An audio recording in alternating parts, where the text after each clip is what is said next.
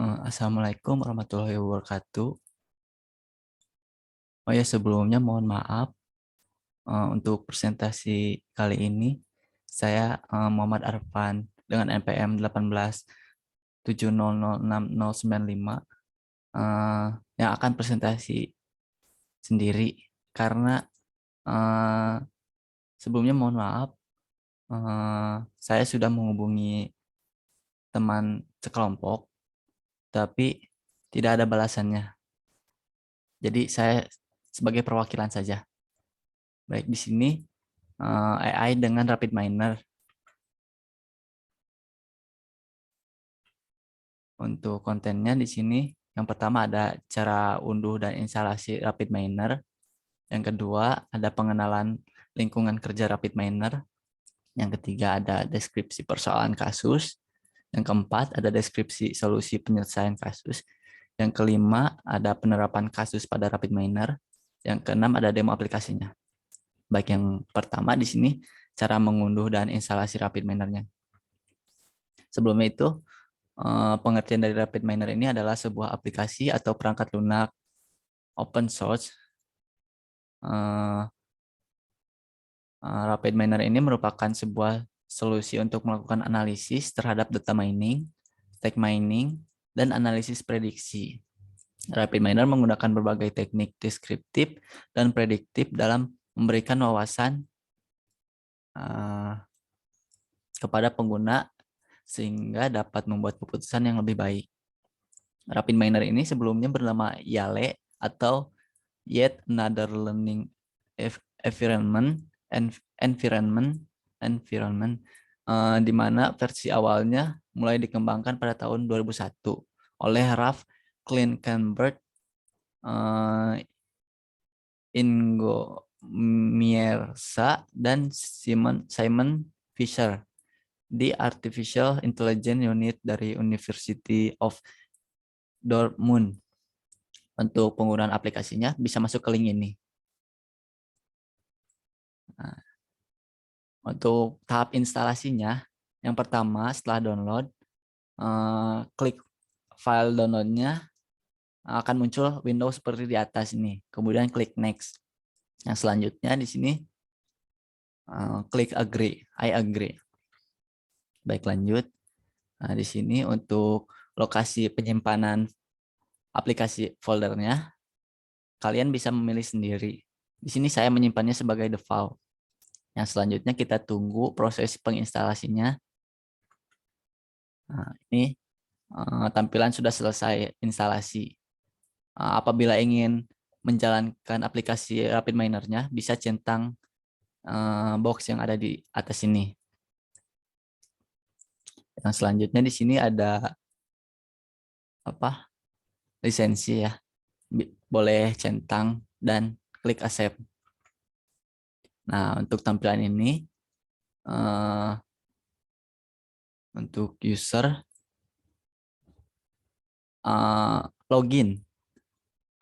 Di sini saya belum mempunyai akunnya, jadi kita akan membuat akun terlebih dahulu. Untuk tampilan selanjutnya di sini adalah untuk membuat akun baru. Baik, yang kedua, sini pengenalan lingkungan kerja RapidMiner. Nah, untuk yang pertama di sini ada perspektif dan view. Yang pertama ada start. Start ini adalah menu yang digunakan untuk menunjukkan bagian-bagian aksi yang akan user gunakan untuk prosesnya. Yang kedua itu ada present, berfungsi untuk menampilkan proses-proses yang sudah dilakukan sebelumnya. Yang terakhir itu ada learn. Learn ini berfungsi untuk menampilkan pembelajaran RapidMiner yang sudah disediakan oleh aplikasi tersebut. Baik, lanjut yang kedua, sini ada view operator. View operator ini ada berbagai jenis ya, ada berbagai ini file. Yang pertama ada data access untuk menampilkan dan menulis repository. Ada blending, di sini berfungsi untuk transformasi data dan metadata. Yang ketiga ada cleansing. Cleansing ini untuk tahapan praproses data. Yang keempat ada modeling. Modeling ini untuk proses data mining seperti asosiasi, estimasi, klasifikasi, clustering, dan lain-lain, dan sebagainya. Yang selanjutnya ada scoring untuk pengambilan model dari modeling. Selanjutnya ada validation untuk mengukur kualitas dan performansi. Dan yang selanjutnya ada utility untuk mengelompokkan subproses, juga makro dan logger. Yang terakhir ada extension untuk format import dan ekspor dari berbagai data berformat eksternal. Lanjut yang ketiga ada view repository. Di sini ada import data digunakan untuk mengimport dataset dari perangkat komputer yang berformat Excel atau CSV. Yang kedua ada training resource, berfungsi untuk mengambil berbagai data yang disediakan oleh RapidMiner guna untuk pembelajaran. Yang ketiga di sini ada sampel. Sampel ini adalah contoh macam-macam data yang digunakan untuk proses evaluasi. Yang selanjutnya ada local repository. Di sini tempat data yang sudah diimport dari perangkat eksternal. Yang terakhir ada temporary repository. Ini tempat data yang sudah diimpor dari perangkat eksternal. Lanjut ke 4. Di sini ada view proses. Proses ini adalah lembaran atau halaman proses yang akan digunakan untuk mendesain dari kumpulan dan rangkaian fungsi-fungsi dari operator yang disusun secara visual programming. Lanjut yang kelima di sini ada menu play button. Nah, prosesnya dapat dijalankan dengan menekan tombol play yang warna biru itu, atau memilih memilih menu proses run. Yang terakhir ada menekan kunci F11 pada keyboard. Lanjut yang keenam di sini ada view help dan view comment. View help ini menampilkan deskripsi dari operator. Untuk view comment menampilkan komentar yang dapat diedit terhadap operator. Lanjut ke bagian 3 di sini deskripsi persoalan kasus. Nah, untuk kasus yang diambil yaitu gejala penyakit jantung koroner. Nah, setiap orang mempunyai gejala yang berbeda. Dari setiap gejala yang dialami mempunyai pengaruh terhadap penyakit jantung koroner tersebut.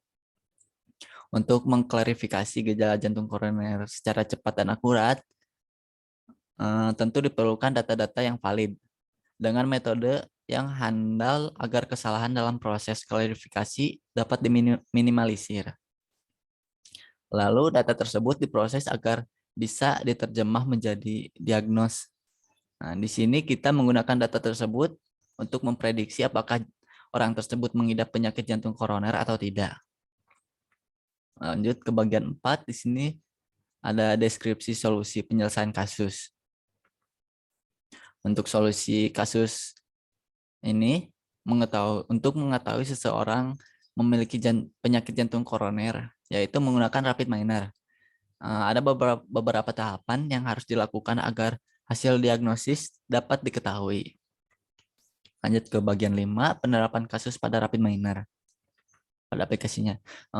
Prediksi kasus jantung koroner ini dilakukan menggunakan algoritma decision tree, tapi di sini saya menggunakan ID tree pada tools RapidMiner.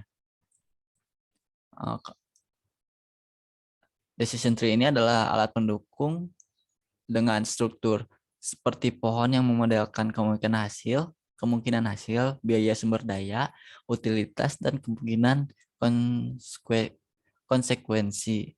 Pada tahapan awal yaitu menggunakan pembentukan model dari dataset yang disiapkan. Kemudian koneksikan dengan operator replace missing value.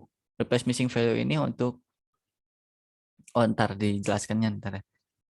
Lalu dihubungkan dengan operator algoritma yang dipilih. Sekarang lanjut ke demo aplikasi.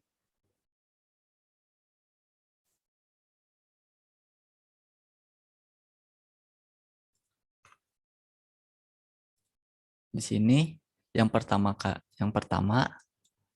Kita import datanya terlebih dahulu. Ini saya menyimpannya di komputer. PC ini di D17. Untuk datanya namanya koroner. Ini datanya jenis CSP. Kita masukkan. Nah, untuk isi datanya seperti ini. Kita next saja. Nah, untuk bagian ini, untuk kelasnya, kita ganti role-nya menjadi value. Menjadi label. Kemudian oke. Next. Nah, kita simpannya di local repository. Kemudian finish. Nah, untuk isi datanya seperti ini. Kembali ke desain. Kita masukkan data yang koroner tadi yang sudah diimport. Kemudian kita tambahkan operator replace missing value. Replace missing value ini untuk memfilter data ini, data yang digunakan apabila data tersebut ada yang kosong. Kita coba hubungkan, kita play. Hasilnya seperti ini ya, tidak ada yang kosong. Kita kembali ke desain, kemudian tambahkan operator ID3. ID3 ini dari decision tree ya, sama algoritmanya. Kita masukkan, kita coba hubungkan.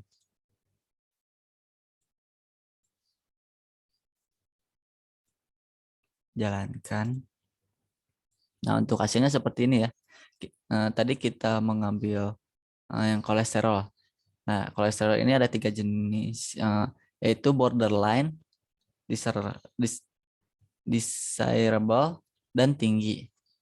Apabila kolesterolnya borderline, berarti tidak terjangkit penyakit itu ya, jantung koroner. Kalian bisa lihat sendiri.